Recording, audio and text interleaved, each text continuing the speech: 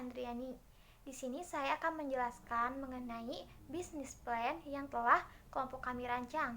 Nah, yang pertama ada permasalahan. Adapun permasalahan dalam daerah kami yaitu yang pertama adanya banyaknya sampah botol. Lalu yang kedua itu banyaknya sampah bungkus rokok. Yang ketiga banyaknya sampah organik yaitu berupa sampah tumbuhan. Dan yang keempat yaitu rendahnya hasil belajar siswa. Adapun dari permasalahan tersebut, kami menyusun potensi kewirausahaan, yaitu yang pertama ada sampah botol, potensinya yaitu dijadikan sebagai produk vas bunga. Lalu yang kedua adalah sampah bungkus rokok, bisa dijadikan sebagai produk hiasan dinding. Yang ketiga itu ada sampah organik atau tumbuhan, bisa dijadikan sebagai ekoprint. Ekoprint itu sendiri merupakan sejenis batik yang cara pewarnaannya berdasarkan pewarnaan alami, bisa berasal dari tumbuhan. Lalu yang keempat, rendahnya hasil belajar siswa, potensinya yaitu dengan mengadakan bimbel. Nah, selanjutnya adapun organisasi atau susunan organisasi yang kami rencanakan, yang pertama itu ada leader atau CEO. Leader atau CEO itu adalah orang yang mengketuai kewirausahaan itu sendiri. Lalu yang kedua itu ada pemasaran. Pemasaran yaitu bertugas untuk memasarkan produk. Yang ketiga ada produksi, yaitu yang membuat produk tersebut. Lalu yang terakhir itu ada sumber daya manusia. Nah, selanjutnya ada marketing. Nah, jadi produk yang dibuat itu dapat dipasarkan melalui yang pertama melalui website, yang kedua bisa sosial media seperti Instagram, TikTok, Facebook, dan lain sebagainya. Lalu yang ketiga membuat brosur, yang keempat melalui pamflet, dan yang kelima itu melalui poster.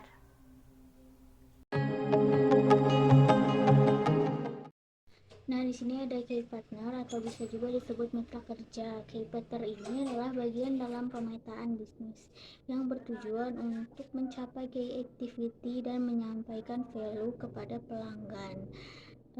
Hal-hal yang termasuk ke dalam key partner ini adalah desain grafis. Nah, dengan desain grafis ini untuk membantu periklanan. Semakin menarik desainnya, semakin banyak pelanggan yang tertarik. Lalu pemasok bahan. Nah, untuk menciptakan sebuah produk yang berkualitas, kita harus bekerja sama dengan pemasok bahan yang tepat.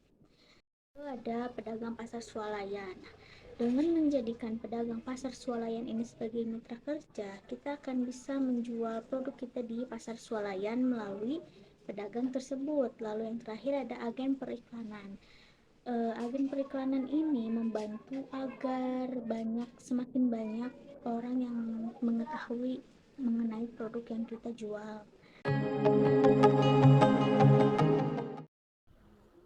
Assalamualaikum warahmatullahi wabarakatuh. Perkenalkan, nama saya Ovinonisa Fitria dengan nomor induk mahasiswa 20060122.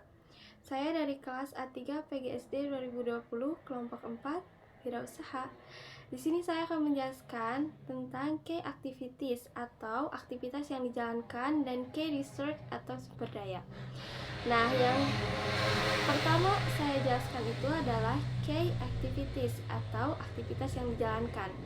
Nah, key activities ini adalah sebuah elemen yang di dalam business model kanvas yang menggambarkan mengenai semua aktivitas yang berkaitan dengan bisnis. Semua aktivitas tersebut harus menghasilkan value proposition perusahaan.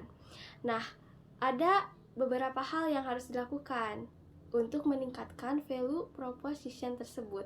Yang pertama ada produksi, yang kedua ada marketing dan branding, yang ketiga ada selling. Nah, sekarang saya akan menjelaskan tentang key research atau sumber daya. Jadi, apabila kita ingin menjalani sebuah bisnis, kita perlu adanya key research ini atau sumber daya yang sesuai guna mendukung kegiatan bisnis yang kita lakukan. Nah, key research ini adalah daftar sumber daya yang sebaiknya kita miliki untuk mewujudkan value proposition. Nah, untuk mewujudkan key research ini atau sumber daya ini, nah kita ada beberapa kebutuhan khususnya. Yang pertama, kita harus menyediakan komputer. Yang kedua, adanya ruang kerja. Yang ketiga, karyawan. Yang keempat, kendaraan. Yang kelima, listrik. Yang keenam, bahan yang berkualitas. Yang ketujuh, itu ada website. Yang kedelapan itu media sosial, minimal 50.000 followers. Terima kasih. Sekian dari saya. Wassalamualaikum warahmatullahi wabarakatuh.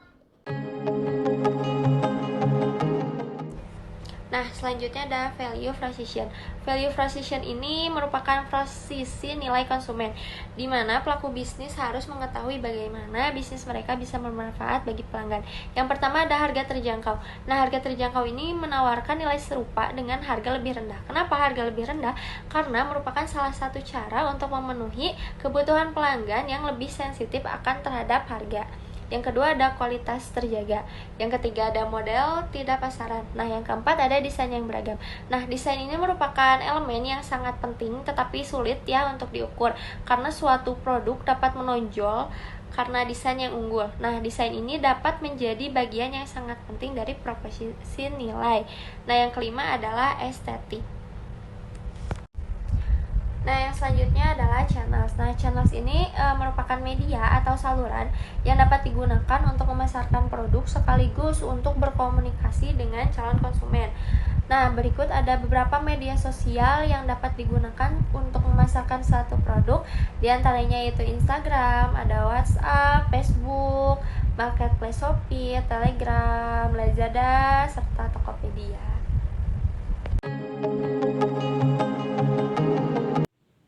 Assalamualaikum warahmatullahi wabarakatuh. Perkenalkan, kami dari kelompok 4. Di sini kami akan menjelaskan mengenai bisnis model Canva yang telah kami buat dengan produknya, yaitu hiasan dinding yang terbuat dari sampah bungkus rokok. Nah, di sini ada customer segments. Nah, dalam menjalankan sebuah usaha itu, kita harus menentukan siapa saja yang akan menjadi target bisnis kita. Segmen pelanggan mana yang berpotensi membeli produk kita. Nah, segmentasi pelanggan kita yaitu demografi usia antara 15 sampai 50 tahun. Lokasinya yaitu kota besar Provinsi Jawa Barat. Dan target utamanya adalah wanita.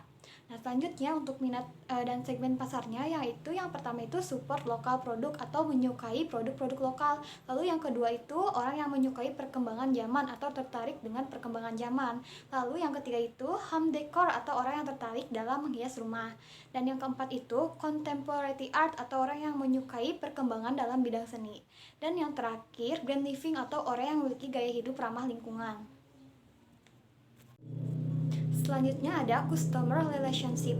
Nah, dalam membuat usaha juga kita harus menentukan bagaimana bisnis kita itu bisa berinteraksi dengan pelanggan. Nah, cara yang pertama yaitu interaktif dalam sosial media. Contohnya fast respon dalam menjawab pertanyaan-pertanyaan pelanggan di sosial media, atau rajin melakukan promosi di sosial media.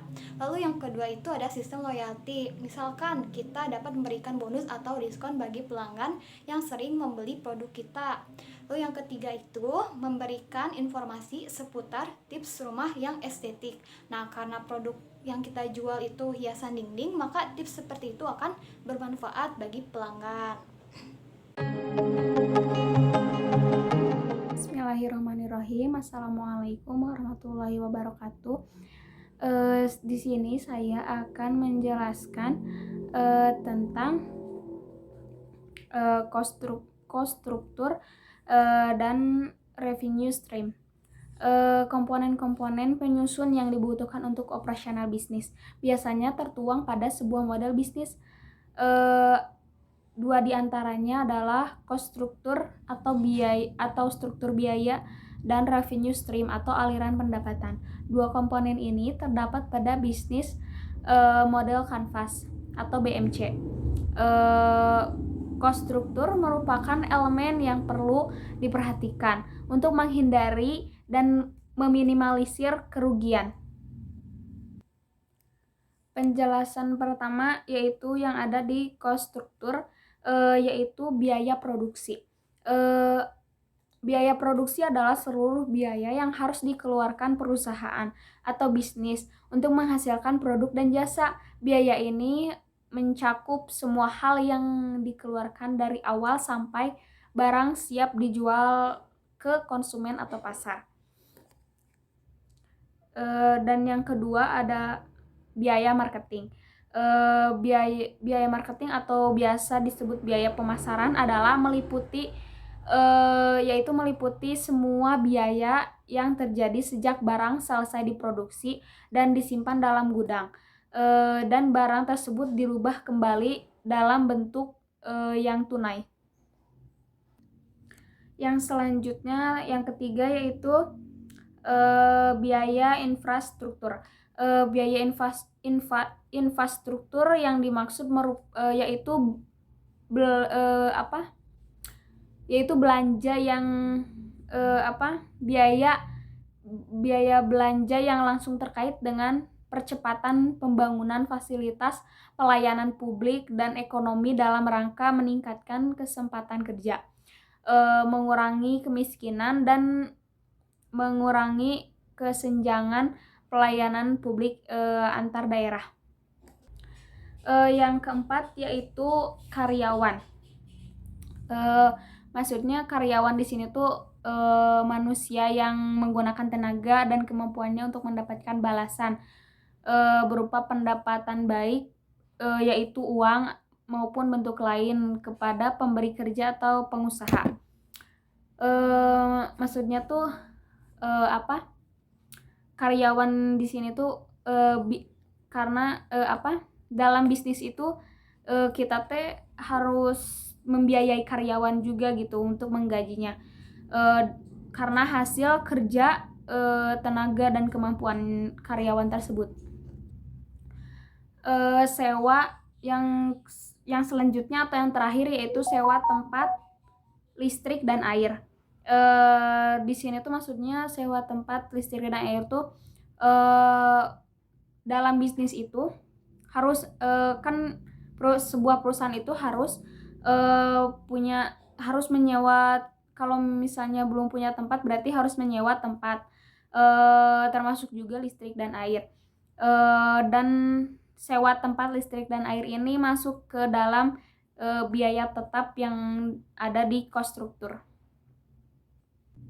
Yang selanjutnya yaitu revenue stream. Revenue stream itu aliran pendapatan. Maksudnya tuh revenue stream tuh dibutuhkan agar perusahaan memiliki pemasukan yang dimiliki 100% oleh perusahaan. Nah, di sini revenue stream itu terbagi menjadi 3, yaitu yang pertama yaitu hasil penjualan. Hasil penjualan adalah pendapatan yang diperoleh dari transaksi penjualan secara tunai atau kredit kepada para pelanggan untuk suatu periode tertentu. Yang selanjutnya dari revenue stream yaitu ekspor. Ekspor itu kegiatan yang mengeluarkan barang dari daerah, misalnya dari negara Indonesia ke negara lain. Seperti misalnya contohnya dari Indonesia ke Jepang misalnya. Nah, biasanya proses ekspor dimulai dari adanya penawaran dari suatu pihak yang disertai dengan persetujuan dari pihak lain melalui sales contract process. Dalam hal ini adalah pihak exporting dan importer. Nah, yang ketiga atau yang terakhir dari revenue stream itu ada dividen. Dividen itu pembagian laba perusahaan kepada pemegang saham berdasarkan banyaknya jumlah saham yang dimiliki. Pembagian ini akan mengurangi laba ditahan dan kas yang tersedia bagi perusahaan. Tetapi distribusi keuntungan kepada para pemilik perusahaan adalah tujuan utama suatu bisnis. Terima kasih. Sekian dari saya. Wassalamualaikum warahmatullahi wabarakatuh.